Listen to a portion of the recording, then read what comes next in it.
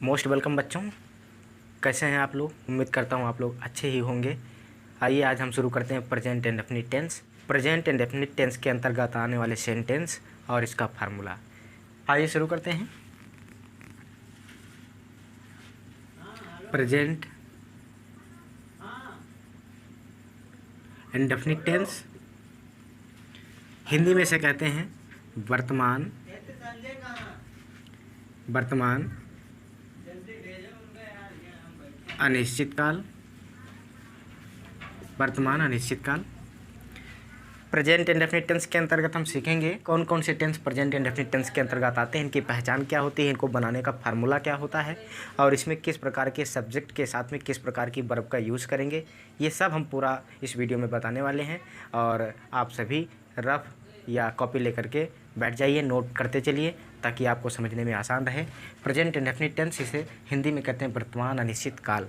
सबसे पहले हम देखते हैं कि इसकी पहचान क्या होती है। हिंदी के ऐसे वाक्य जिनके अंत में ता है, ती है, ते हैं, ता हूँ आदि शब्द आते हैं वह प्रेजेंट इंडेफिनिट टेंस कहलाते हैं। यह तो इसकी पहचान हो गई, लिख लेते हैं। पहचान: ऐसे वाक्य या ऐसे सेंटेंस जिनके अंत में ता है, ती है, ते हैं, ता हूँ आदि शब्द आते हैं। ये इनकी पहचान है। ऐसे सेंटेंस के अंत में ता है, ती है, ते हैं, ता हूँ आदि शब्द आएंगे। जैसे एग्जाम्पल के लिए हिंदी में एक सेंटेंस में लिखता हूँ, राम घर जाता है। राम घर जाता है। एक दूसरा सेंटेंस और लिख लेते हैं, मैं खाना खाता हूँ। मैं खाना खाता हूँ। अब आप देखिए लास्ट में ता है आया है और यहाँ पर लास्ट में ता हूँ आया है। ऐसे तमाम सेंटेंस हो सकते हैं। मैं और लिख लेता हूँ, जैसे ते हैं के लिए लिखेंगे वह घर जाते हैं। इस तरह से आपका सेंटेंस हो गया, इसमें आया ते हैं।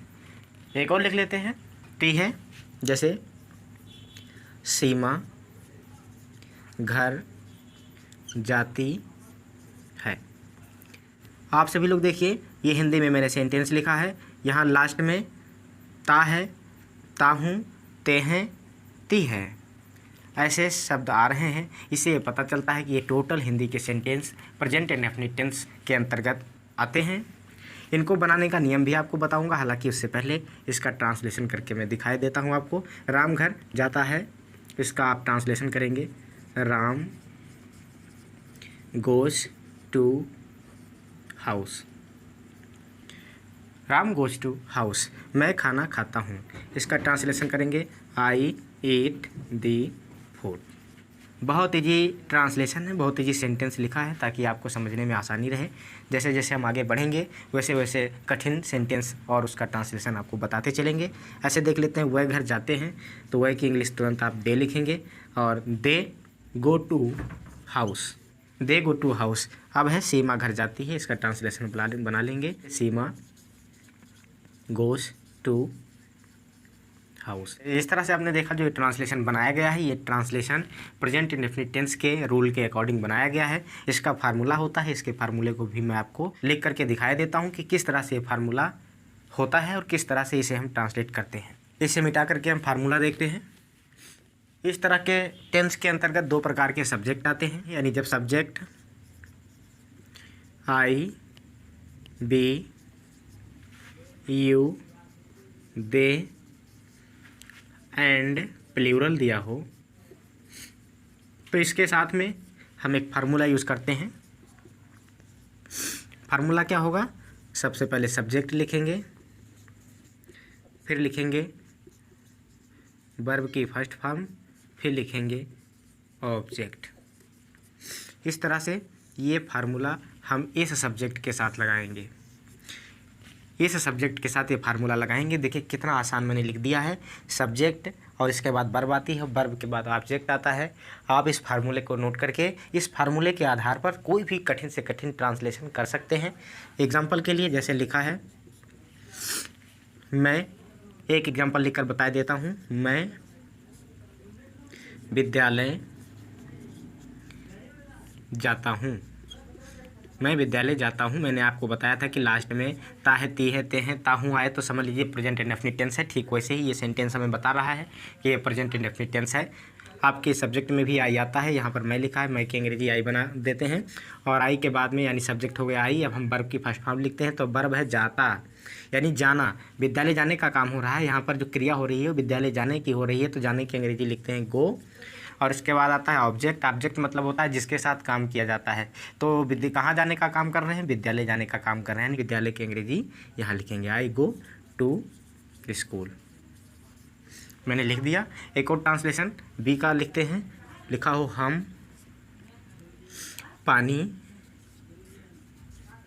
पानी पीते हैं। इसका ट्रांसलेशन बिल्कुल इसी तरह से बनेगा। सब्जेक्ट यहाँ पर हम है, हम की इंग्लिश आप तुरंत बी बना देंगे और इसके बाद में प्लस है वर्ब यहाँ लगा हुआ है, तो वर्ब इसमें है पीना, पानी पीना। यहाँ पर जाता था तो यहाँ पर पीना है वर्ब, यहाँ पर जाता शब्द वर्ब थी, यहाँ पर पीना शब्द वर्ब है, तो पीने की अंग्रेजी होती है ड्रिंक।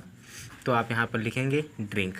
तो बी ड्रिंक क्या पीते हैं, पानी। We drink water, we drink water, we drink water. ये आपका हो गया ट्रांसलेशन।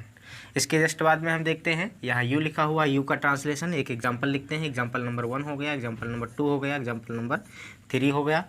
जैसे मैं लिखता हूँ, तुम पतंग उड़ाते हो। तुम की इंग्लिश तुरंत आप इस सब्जेक्ट के अकॉर्डिंग यू बनाएंगे। तुम की अंग्रेजी यू होती है, यू के साथ वर्ब की फर्स्ट फॉर्म लगती है। यहाँ पर उड़ाना वर्ड आपकी वर्ब है, तो यू के साथ में हम उड़ाते या उड़ाने की इंग्लिश बनाएंगे फ्लाई, यू फ्लाई। और आई बी यू दे यहाँ मैंने लिख रखा है, इसके साथ में आई बी यू दे और प्लूरल के साथ में क्रिया की फर्स्ट फॉर्म लगती है, तो यहाँ पर फ्लाई लिखेंगे, यू फ्लाई द काइट। इस तरह से आपने ट्रांसलेशन किया। यहाँ मैंने आई का यूज़ बता दिया, बी का यूज़ बता दिया, यू का यूज़ बता दिया है। इधर हम दे का और प्लूरल का यूज़ भी देख लेते हैं। जैसे एग्जांपल नंबर 4 देखते हैं, लिखा हो वह या वह सब गीत गाते हैं, गीत गाते हैं, वह सब गीत गाते हैं। तो हम वह की इंग्लिश तुरंत दे बना देते हैं और दे के साथ भी हम वर्ब की फर्स्ट फॉर्म का यूज़ करते हैं। तो दे के साथ भी वर्ब की फर्स्ट फॉर्म यूज़ करते हैं। यहाँ पर क्रिया है गाना गाना, तो यहाँ गाने की अंग्रेजी लिखेंगे सिंग, और सिंग ये फर्स्ट फॉर्म है, तो दे सिंग द सॉन्ग। एग्जाम्पल नंबर 5 भी देख लेते हैं प्लूरल के लिए। प्लूरल यानी जब सब्जेक्ट कोई प्लूरल हो, यानी काम को करने वाले जब एक से अधिक हों, तो उनके साथ में भी हम वर्ब की फर्स्ट फॉर्म ही लगाते हैं। जैसे यहाँ पर लिखा हो लड़के गेंद खेलते हैं। इसका ट्रांसलेशन करेंगे, the boys play the ball, the boys play the ball. इस तरह से आपको मैंने यहाँ पर ये अफर्मेटिव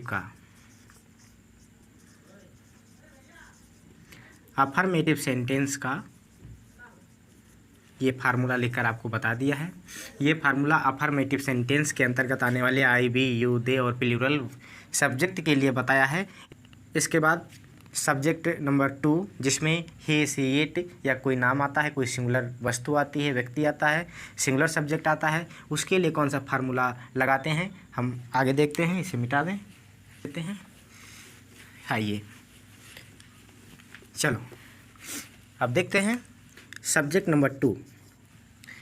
सब्जेक्ट नंबर 2 में जैसे ही सी इट या कोई नाम यानी कोई सिंगुलर सब्जेक्ट हो, तो इसके साथ हम फार्मूला लगाएंगे। सबसे पहले सब्जेक्ट लिखेंगे, दिख रहा है ना आप सभी को। सबसे पहले सब्जेक्ट लिखेंगे, फिर लगाएंगे वर्ब की फर्स्ट फॉर्म और इसमें जोड़ेंगे वर्ब के हिसाब से, वर्ब के अकॉर्डिंग यस या यस, यहीं पर कंफर्म कर लें। यदि कोई वर्ब हो, उस वर्ब में वर्ब का लास्ट लेटर यदि कॉन्सोनेंट है तो यस लगेगा, यदि वर्ब का लास्ट लेटर वॉवेल्स है तो ई एस लगेगा। जैसे वर्ब हो गो तो इसमें लगेगा ई एस, और यदि कोई कॉन्सोनेंट है जैसे लिखा हो प्ले तो प्ले में यस लगाएंगे। इस तरह से वर्ब के लास्ट लेटर कॉन्सोनेंट के साथ में यस लगाएंगे और वॉवेल्स के साथ में यस लगाएंगे। अब आगे देखते हैं, इसको मिटा दें, यस या यस, इसको भी हटा देते हैं, फिर से लिख देते हैं यस या यस लगाते हैं, फिर लिखते हैं ऑब्जेक्ट। ये आपका फार्मूला ही सीट या किसी नाम के साथ में लगता है। जैसे एग्जांपल भी देख लेते हैं। एग्जांपल नंबर 1 लिख देते हैं, वह खेत जोतता है, जोतता है। इसका ट्रांसलेशन करेंगे ही प्लो, PLOUGS, प्लो मीन्स जोतना होता है। और यहाँ पर देखिए यच है कॉन्सोनेंट, इसलिए लगाएंगे यहाँ पर यस। ही प्लोस क्या जोतता है, the field, he ploughs the field. इस तरह से वह खेत जोतता है का ट्रांसलेशन हो जाता है he ploughs the field. Example number 2 देखेंगे।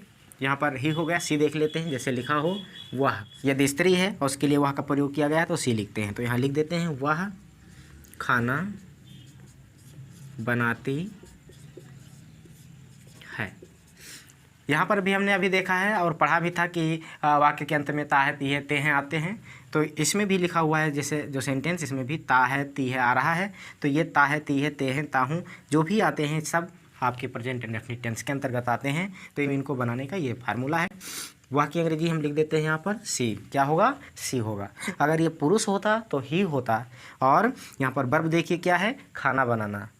वर्ब क्या है, बनाना। तो खाना बनाने की अंग्रेजी होती है कुक। सी के साथ में हमने कहा था जब वर्ब आएगी तो उसके साथ में लगाएंगे यस या यस। तो यहाँ पर के है, के कॉन्सोनेंट है, इसलिए लगाएंगे यस। तो सी कुक्स क्या बनाती है, खाना बनाती है। तो खाना का अंग्रेजी होती है food. She cooks the food, she cooks the food. इस तरह से वो खाना बनाती है का ट्रांसलेशन हो जाता है सी कुक्स दी फूड। अब इसके बाद देख लेते हैं हिट। हिट का प्रयोग कैसे होता है, जैसे लिखा हो वर्षा होती है। तो वर्षा होती है, किसी मौसम की बात आती है जब, तो मौसम के लिए हम इट का प्रयोग करते हैं। तो लिखेंगे इट, और वो यहाँ पर वर्षा होती है। वर्षा होना का अंग्रेजी होती है रैन, RAIN, रैन। और वर्षा होती है, इट के साथ में भी हम यस या यस लगाते हैं। तो यहाँ पर क्या है, रैन है, यन कॉन्सोनेंट है, इसलिए इसके साथ में लगेगा एस, हिट रैन्स। तो इस तरह से आपने देखा कि ही सीट या कोई नाम के साथ में हम वर्ब में यस या यस लगा देते हैं। ये फार्मूला है सब्जेक्ट प्लस वर्ब की फर्स्ट फॉर्म प्लस यस या ES प्लस ऑब्जेक्ट। इस क्रम में जब आप हिंदी के शब्दों को पहचान करके अंग्रेजी में लिखेंगे तो आपका ट्रांसलेशन हो जाएगा। आपको चिंता करने की ज़रूरत नहीं है। हम जल्दी ही आपको बताने वाले हैं कि सब्जेक्ट क्या होता है, वर्ब क्या होती है, ऑब्जेक्ट क्या होता है। लेकिन ये टेंस खत्म होने के बाद में इस टॉपिक को हम समझाने वाले हैं, इसलिए आप इसे नोट करते चलें। ये बिल्कुल सरल है, मैं बहुत ही ईजिली, बहुत ही सरल तरीके से समझा दूँगा और आपको आ जाएगा, इसलिए परेशान होने की ज़रूरत नहीं है। इसे मिटा देते हैं। ये भी अफर्मेटिव का सेंटेंस है, ये भी अफर्मेटिव सेंटेंस है। या अफर्मेटिव सेंटेंस के बाद में आएगा नेगेटिव सेंटेंस, नेगेटिव के बाद आएगा इंट्रोगेटिव सेंटेंस, इंट्रोगेटिव के बाद आएगा इंट्रोनेगेटिव सेंटेंस या इंट्रोगेटिव नेगेटिव सेंटेंस। हम सबका ट्रांसलेशन करने का तरीका बारी बारी से बताएंगे। अफर्मेटिव हो गया, अफर्मेटिव के बाद में अब हम आपको बताते हैं नेगेटिव सेंटेंस।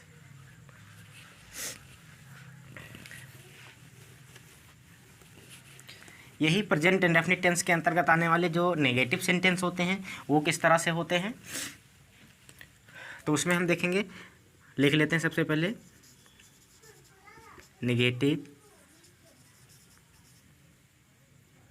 सेंटेंस, हिंदी में कहते हैं नकारात्मक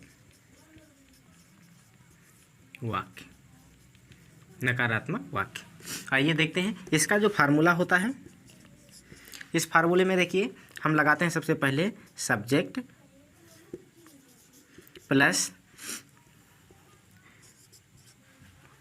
प्लस डू या dash plus not plus verb की फर्स्ट फॉर्म प्लस ऑब्जेक्ट। ये हमारा फार्मूला हो जाता है। अभी ऊंचे मैंने लिखा था IBU दे और प्लूरल तो उस फार्मूले में आपने देखा था, यहाँ पर उससे कुछ भिन्नता मिलेगी आपको। यहाँ पर क्या आप देखेंगे, सब्जेक्ट अगर दिया गया हो आई, बी, यू, दे और प्लूरल तो उसके साथ में लिखेंगे डू नॉट। जहाँ अभी आपको सेकंड सब्जेक्ट बताया गया था वहाँ सेकंड सब्जेक्ट यानी ही, सी, इट या कोई नाम के साथ में लगेगा डज नॉट। तो आई, बी, यू, दे और प्लूरल के साथ क्या लगता है बच्चों, डू नॉट लगता है। और यदि सब्जेक्ट दिया गया हो ही, सी, इट या कोई नाम तो उसके साथ लगता है डज नॉट। किसमें, नेगेटिव सेंटेंस में। तो ये कंफ्यूज होने की ज़रूरत नहीं है। नेगेटिव सेंटेंस हमेशा नकारात्मक बोध कराते हैं, काम के ना होने की बात करते हैं। ऐसे सेंटेंस जिनके द्वारा किसी कार्य का ना होना या ना करना पाया जाता है नेगेटिव सेंटेंस कहलाते हैं। जो आपके सामने लिखा हुआ है, मैंने फार्मूला लिख दिया है एग्जाम्पल के लिए। जैसे मैं लिख देता हूँ कि मैं अंग्रेजी नहीं पढ़ाता हूँ। मैं अंग्रेजी नहीं पढ़ाता हूँ। देखिए मैं की अंग्रेजी आपने अभी पीछे सीखा है, आई बनाते हैं और मैंने कहा था आई के साथ में लगता है डू नॉट, तो लिख देते हैं I do not. Do not हो गया। अब वर्ब यहाँ पर फर्स्ट फॉर्म है तो यहाँ क्या है, पढ़ाना। तो पढ़ाने की अंग्रेजी होती है टीच, तो यहाँ लिख दो teach. I do not teach. क्या नहीं पढ़ाते हैं, इंग्लिश नहीं पढ़ाते हैं, यानी अंग्रेजी नहीं पढ़ाते हैं। अंग्रेजी के लिए लिखेंगे इंग्लिश। इस तरह से हो जाता है I do not teach English. यहाँ डू नॉट लगाया गया और वर्ब की फर्स्ट फॉर्म का प्रयोग किया गया। इसी तरह से लिखा हो मोहन आम नहीं खाता है। मैंने कहा था कि ये सेंटेंस काम के ना होने की बात करते हैं। तो देखिए मैं अंग्रेजी नहीं पढ़ाता हूँ, इसमें भी अंग्रेजी नहीं पढ़ाने की बात की गई है। दूसरे में मोहन आम नहीं खाता है, इसमें आम को ना खाने की बात कही गई है। इसलिए इससे समझ में आता है कि ऐसे सेंटेंस जिसमें काम के ना होने का बोध होता है नेगेटिव सेंटेंस कहलाते हैं। तो मोहन आम नहीं खाता है, मोहन आम नहीं खाता है कि ट्रांसलेशन कर लेंगे। मोहन के लिए लिखेंगे मोहन, और मोहन के साथ यानी ही, सी, इट और कोई नाम के साथ हमने बताया था डज नॉट लगेगा, तो यहाँ लगाएंगे does not. Mohan does not eat the mango, eat the mango. इस तरह से आपने मोहन यानी किसी नाम के साथ डज नॉट लगता है का ट्रांसलेशन देखा। तो नेगेटिव में हमेशा डज नॉट लगता है, डू नॉट लगता है, आई, बी, यू, दे और प्लूरल के साथ में डू नॉट लगता है। और आप ही, सी, इट और सिंगुलर के साथ में या किसी नाम के साथ में हमेशा डज नॉट का प्रयोग करें और आपका आराम से नकारात्मक वाक्य यानी नेगेटिव सेंटेंस का ट्रांसलेशन हो जाएगा। इसके बाद मैं आपको बता देता हूँ इंट्रोगेटिव सेंटेंस। इंट्रोगेटिव सेंटेंस, जैसा कि आप जानते हो कि इंट्रोगेटिव सेंटेंस का मतलब होता है प्रश्नवाचक वाक्य, यानी ऐसे सेंटेंस जिनके द्वारा प्रश्न पूछने का काम किया जाता है उन्हें कहते हैं इंट्रोगेटिव सेंटेंस। आइए इंट्रोगेटिव सेंटेंस भी देख लेते हैं। इंट्रोगेटिव सेंटेंस इसको कहते हैं प्रश्नवाचक वाक्य। प्रश्नवाचक वाक्य दो प्रकार के होते हैं, यहाँ समझ लीजिए। प्रश्नवाचक वाक्य होते हैं दो प्रकार के। एक होता है यस नो टाइप सेंटेंस या question, yes no type question. दूसरा होता है WH टाइप क्वेश्चन। दोनों में अंतर क्या है? हिंदी के वाक्यों में यदि क्या शब्द पहले आता है, तो वो यस नो टाइप क्वेश्चन होगा। इंग्लिश में ऐसे क्वेश्चन जिनका आंसर यस या नो में दिया जाता है यस नो टाइप क्वेश्चन कहलाते हैं। जैसे हिंदी में कहा जाए क्या आप खाना खा चुके, तो इसका आंसर आप दे सकते हैं हाँ नहीं। यदि खाया है तो कहेंगे हाँ यस, नहीं खाया तो कहेंगे नो नहीं। तो इस तरह से ये सेंटेंस का आंसर यस नो में मिल जाता है, तो ये सेंटेंस आपके कहलाते हैं yes no type question. Example के लिए जैसे क्या आप खाना खाते हैं, देखिए क्वेश्चन मार्क यहाँ लगाएंगे। क्या आप खाना खाते हैं, यहाँ प्रश्न पूछा गया है, इसका उत्तर हाँ या ना कह करके दिया जा सकता है। तो इसका आप अंग्रेजी बना लेंगे do you eat the food, question mark लगा देंगे। इस तरह से इसका आंसर यस या नो में हो जाएगा, या तो यस या नो। खाया होगा तो यस, नहीं खाया होगा तो नो कर देंगे और इस सेंटेंस का आंसर मिल जाएगा। परंतु डब्ल्यू एच टाइप सेंटेंस क्या होते हैं? ऐसे सेंटेंस का आंसर देने के लिए हमें पूरा सेंटेंस बोलना पड़ता है, तब जाकर के इसका आंसर हो पाता है। जैसे मैं लिख देता हूँ, अमन खाना क्यों खाता है? क्यों खाता है?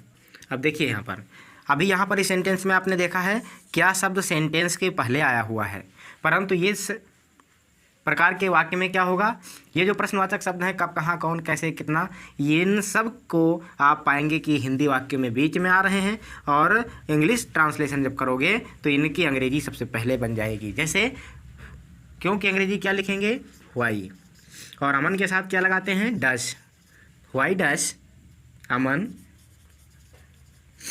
ईट the food.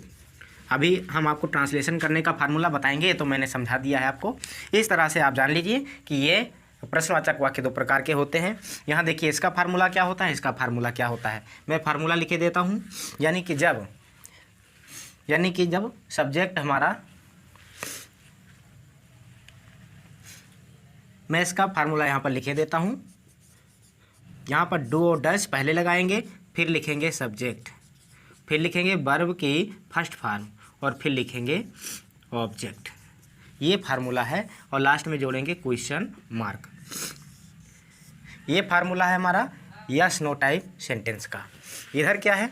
W H type sentence के लिए हम फार्मूला देखेंगे, तो सबसे पहले लिखेंगे, ये फार्मूला देख लीजिए, सबसे पहले फार्मूला देख लीजिए। इसके लिए लिखेंगे क्वेश्चन वर्ड, यानी जो ये वाक्य के बीच में क्वेश्चन वर्ड आए हैं इनकी अंग्रेजी पहले बनाएंगे, क्वेश्चन वर्ड, और फिर डू या डज लगाएंगे सब्जेक्ट के अकॉर्डिंग।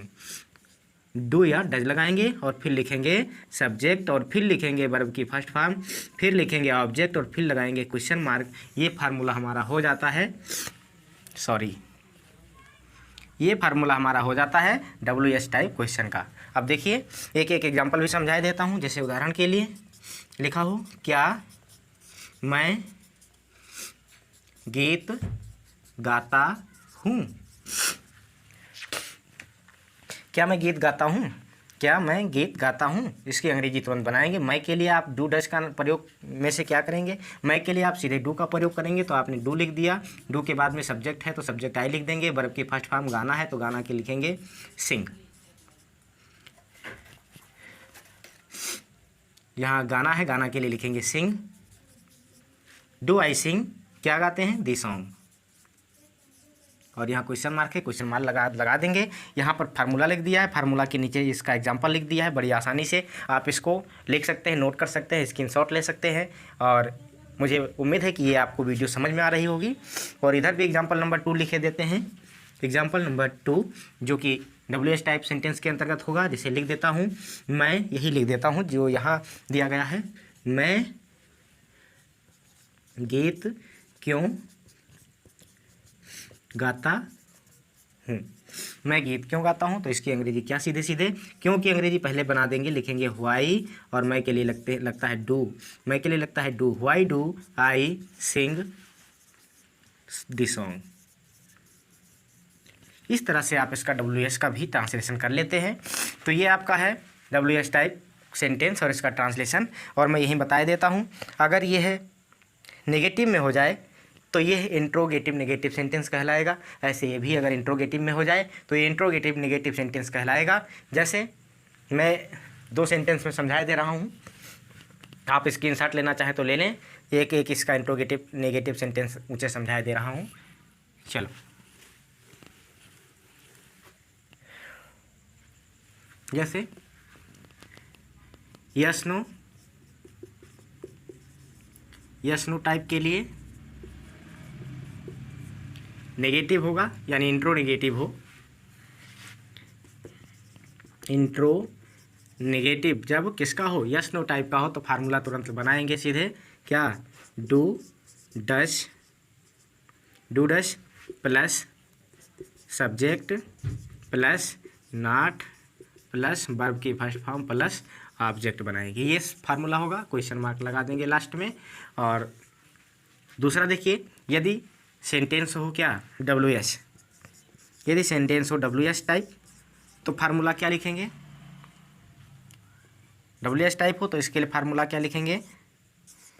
सबसे पहले लिखेंगे क्वेश्चन वर्ड प्लस डू या डज में से कुछ एक लगाएंगे, फिर लिखेंगे सब्जेक्ट और फिर लिखेंगे नॉट, फिर लिखेंगे वर्ब की फर्स्ट फॉर्म, फिर लिखेंगे ऑब्जेक्ट और फिर लिखेंगे क्वेश्चन मार्क, और हमारा ये सेंटेंस बनकर तैयार हो गया। आइए एक एक एग्जांपल देख करके हम आगे देखते हैं। जैसे एग्जांपल लिखा हो, क्या मैं गीत नहीं गाता हूँ। क्या मैं गीत नहीं गाता हूँ। देखिए तो क्या कि अंग्रेजी बनती नहीं है, ये डू डज में से कुछ लगाते हैं तो यहाँ मैं के साथ में डू लगेगा, डू लगा दो, डू, और यहाँ पर सब्जेक्ट है आई, डू आई, फिर इसके बाद में नॉट लगेगा तो नॉट लगा दो, डू आई नॉट, वर्ब की फर्स्ट फॉर्म है तो यहाँ पर वर्ब है गाना, तो गाना के लिए लिख देंगे सिंग, सिंग हो गया first form, do I not sing क्या दी सॉन्ग, यानी ऑब्जेक्ट क्या हो गया सॉन्ग, क्वेश्चन मार्क लगाएंगे। ये इस तरह से आपका हो गया इंट्रोनेगेटिव का यस नो टाइप क्वेश्चन का ये ट्रांसलेशन। दूसरा देखते हैं इंट्रोगेटिव नेगेटिव में जब ये WS टाइप का सेंटेंस हो तो उसका ट्रांसलेशन कैसे करेंगे। एग्जांपल लिख लेते हैं सीधे सीधे, इसी को मैं नीचे लिख लेता हूँ ताकि समझने में आसानी हो जाए। क्या मैं गीत नहीं गाता हूँ, यहाँ पर लिख दीजिए मैं गीत क्यों नहीं गाता हूँ, नहीं गाता हूँ।